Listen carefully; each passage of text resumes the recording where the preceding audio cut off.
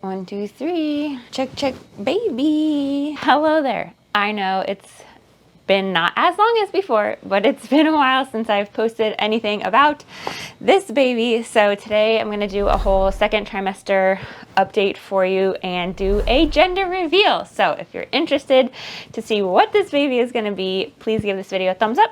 And in this video, I took some notes on what I want to cover because when I did the first trimester video, it was many weeks ago. So I'm going to talk about when my nausea ended because it was actually much later than anticipated, even though it seemed to be lessening at the end of the first video, what other symptoms I'm having, what I'm doing about it, how I'm eating a little bit differently and how that's going, switch my prenatals, and so all of the supplements that I'm taking, how my glucose test went and iron levels, things like that, what my plans are for working, and how all of that is going according to my symptoms. A couple of new things that I got for this pregnancy. I'm also going to link the registry down below for those of you who are asking. We've been very blessed, and I had my baby shower last weekend, and we got a bunch of stuff for baby because if you've been around, it's been, well, my daughter's going to be 5 almost when this baby's born, and we basically had nothing except for the crib mattress and the crib. And so we have been so blessed with people giving us hand-me-down stuff and people buying stuff that we needed new, like diapers.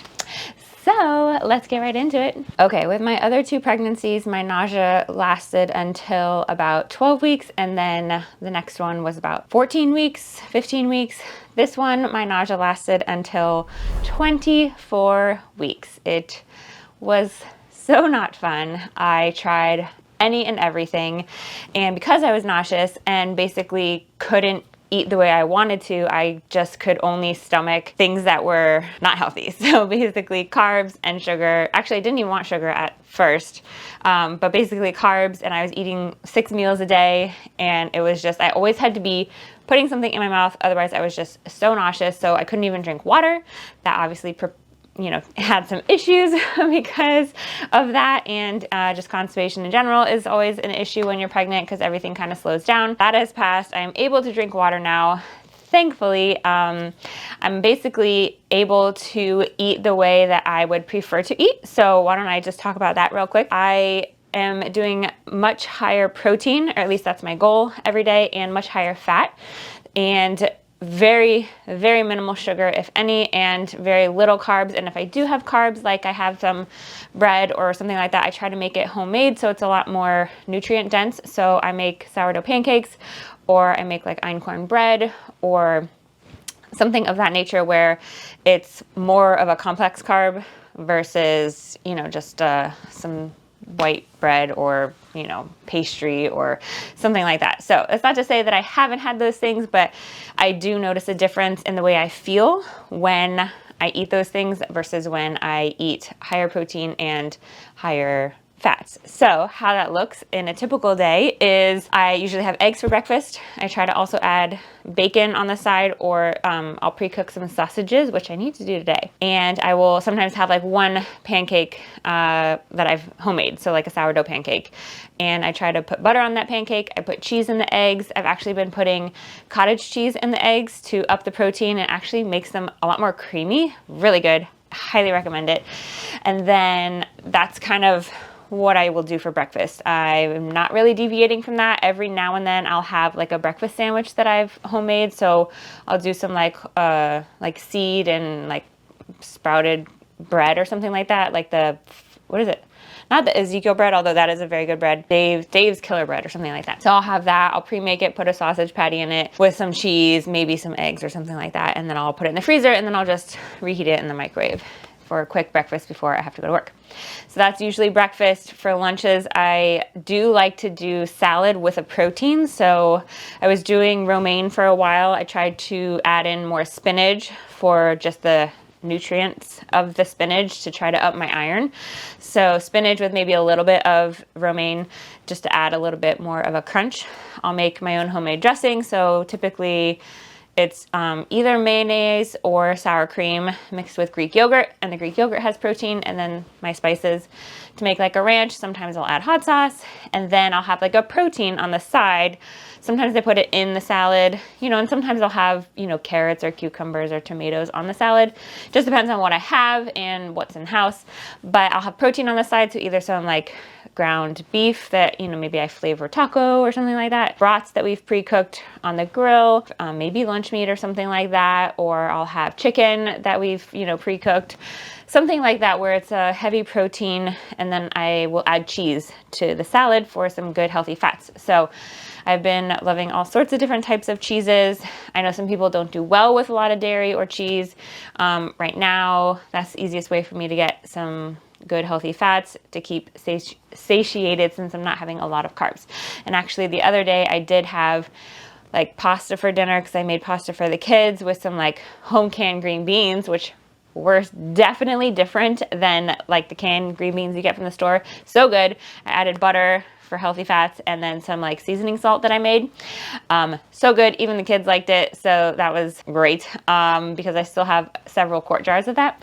But I didn't have any protein with dinner, and I definitely felt it later that evening. I've been doing that because since I was so nauseous in the beginning, like I said, and I couldn't eat the healthy things, I was basically just eating a bunch of filler stuff, I gained so much weight so fast. For me, I typically gain about 50 pounds with each pregnancy.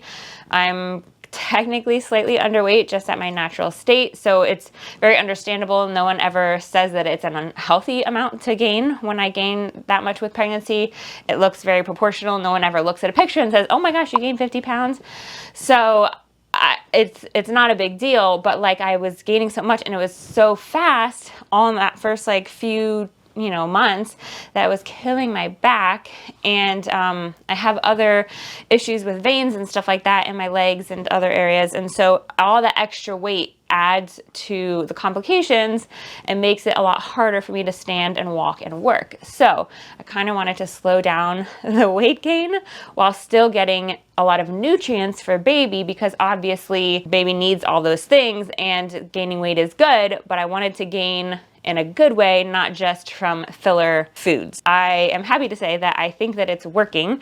The fact that I am still pretty stable, and I'll do some pictures of my belly here, but I actually feel like I've dropped slightly because the angle of my belly at the top seems to be at more of a slope than kind of like a shelf. And so I feel a little bit different this week, and I'm in my third trimester now. I think eating that way has certainly helped my body, which kind of brings me to some of the lab work that I had done. So I had my glucose test, which I passed, and I'm so thankful. And my midwife let me do Blue Machine Naked Drink.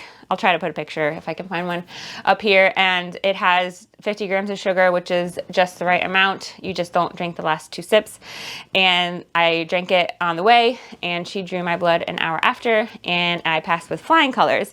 They also test your iron at that time, and I was only like 0.3 or whatever, like very minimal under the low desired level. And normally I'm very low when I'm pregnant with iron. So the fact that I was so close to actually being within the normal range was very encouraging to me. What I've been doing that I think helped with that is I've been taking beef liver capsules, which I'm just taking this brand. I just get it off of Amazon. I did a bunch of research, and this was like the most cost effective and seemed to have the same ingredients as some of the other more expensive brands that I'd rather buy from, but they were just a little too pricey for me. Good for iron and folate, which folate is better than folic acid because it's more readily absorbable by your body, and you don't have to convert it, as far as my understanding goes. And so I think that's what brought me up to an almost normal level, but she wants me to come up a little bit more. So I'm trying to introduce more iron-rich foods, and a couple of times a week, I'm taking like a little iron pill supplement. So, and that's only because my friend had some, and she was like, here, have a bunch. Like, I'll never eat all of these. So I'm adding that in a couple times a week, and I'm going to retest a month after, basically. Speaking of supplements, I also changed my multivitamin prenatal. So if you want to see what I was using last time, I'll link the video down below, but I ended up switching to this prenatal.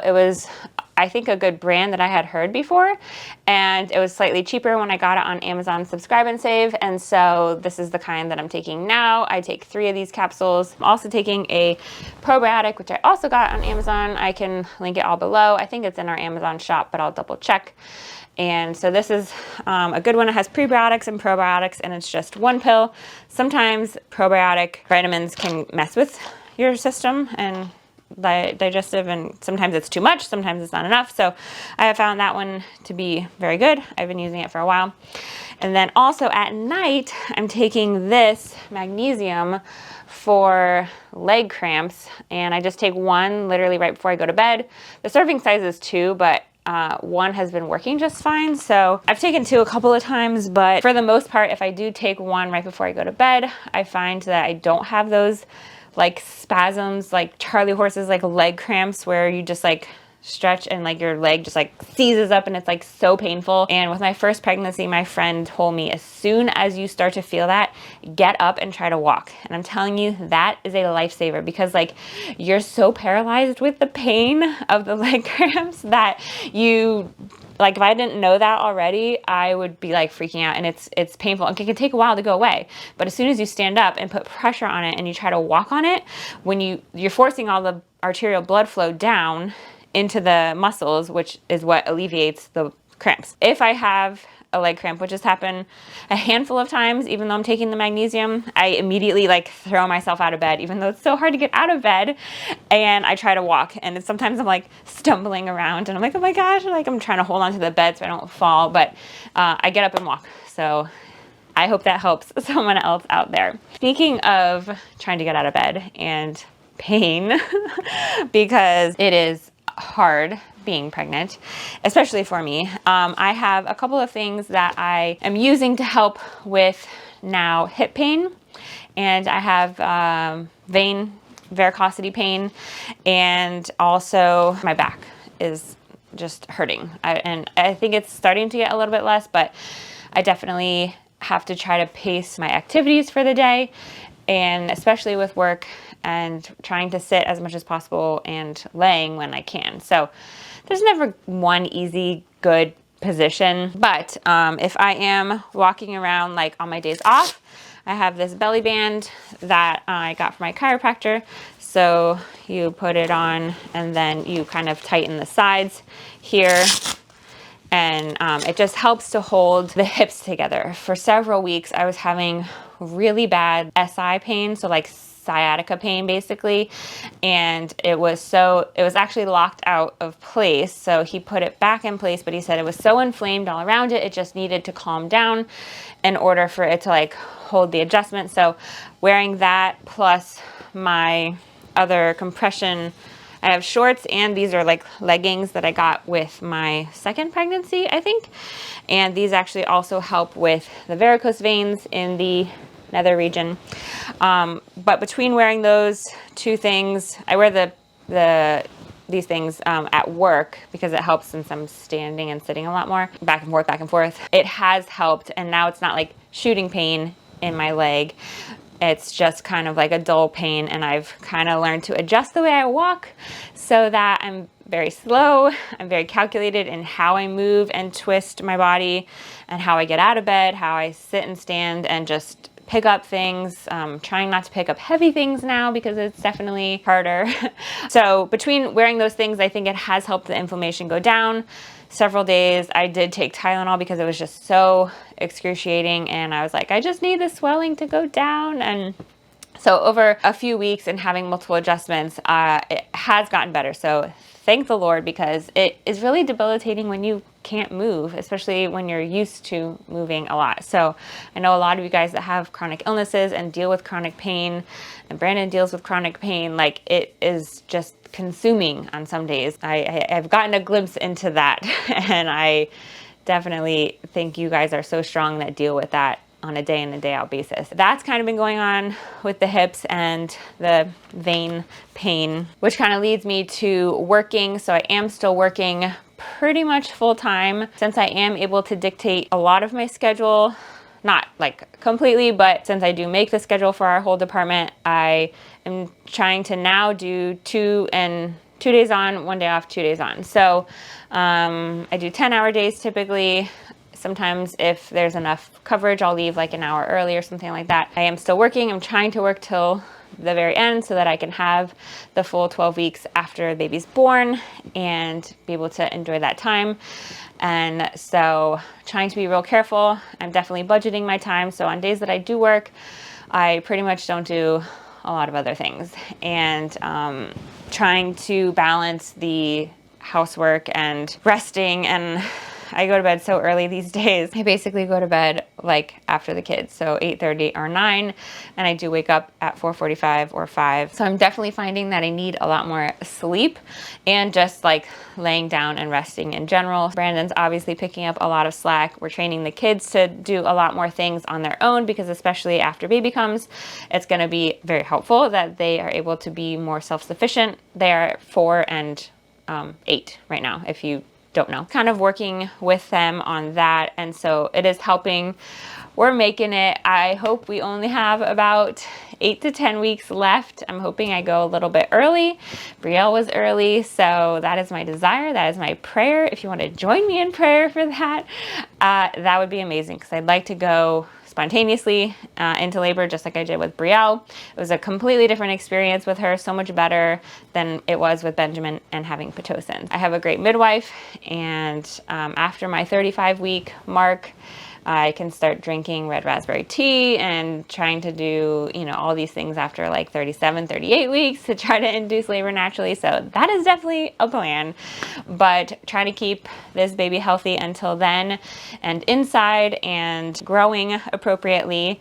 He does have a 2-vessel cord. So for those of you who don't know what that is, so normally the umbilical cord has 3 vessels in it. It has 2 arteries and 1 vein. So the 2 arteries bring blood to the baby from the placenta from me, and then the vein returns it. And that's how they get all of their nutrients, their oxygen, anything they need to grow. So it can be associated with heart or renal diseases or anomalies and stuff like that. This baby is growing fine, doing great. Nothing is associated. We did the genetic testing and totally fine. So because of that, I want baby to keep growing and gaining weight and stuff like that. So I've been very careful to give nutrient-dense foods and stuff like that. I need to make sure that I'm not saying the gender when I'm talking about it, because I mean, obviously we've told people in our real life, just haven't announced it on social media. But anyway, so because of that, they're watching baby a little more closely than normal. Okay, another thing that I forgot to mention that I got for hip and back pain is this thing behind me.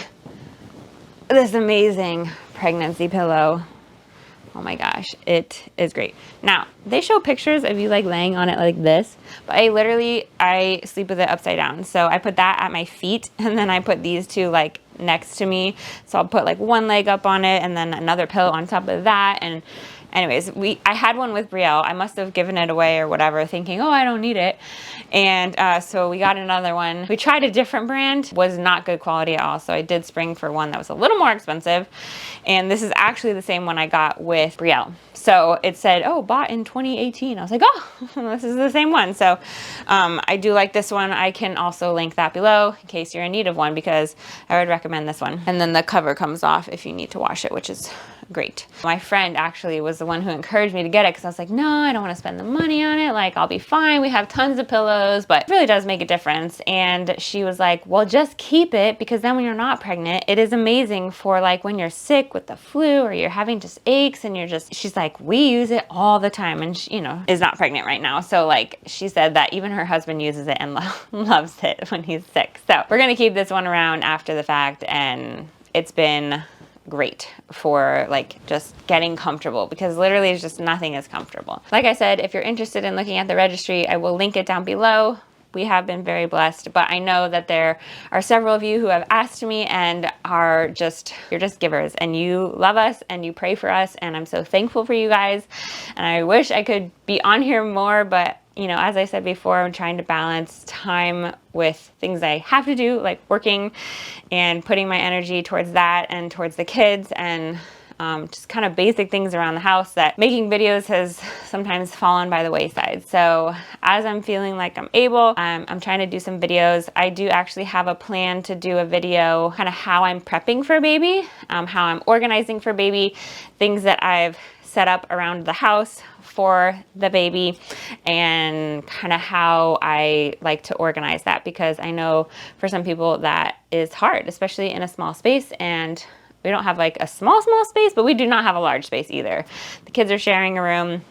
Baby will be in here with us for several months, and so we are doing some things the same and some things a little bit different from our last baby. So if you want to see how I'm organizing and preparing for baby number 3, make sure you're subscribed, because I will be posting that video next. Okay, are you ready to hear what we're having? Comment below before you watch the end of the video and tell me if you think it's a boy or a girl. Should I get Brandon up here to tell you? Maybe I'll bring him up here to tell you. Hold on. It's a boy! It is a boy, and how shocked were we? Yeah, because we really thought it was going to be a girl. Seriously, we thought it was a girl, and if we hadn't had the genetic testing done at what, 12?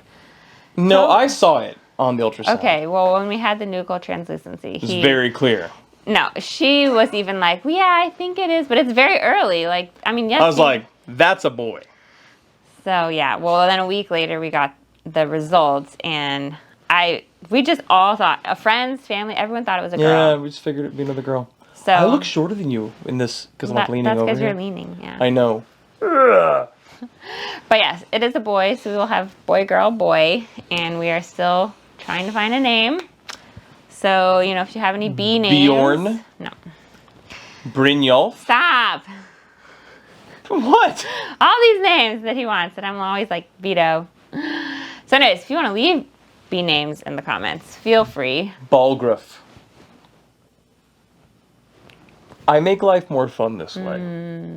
So yeah, it will be a B name because all of our other children are B names, and we're B's in our last name. So anyways, if you don't want to miss when I do that organizing, how I'm preparing for baby number 3, make sure you subscribe right here.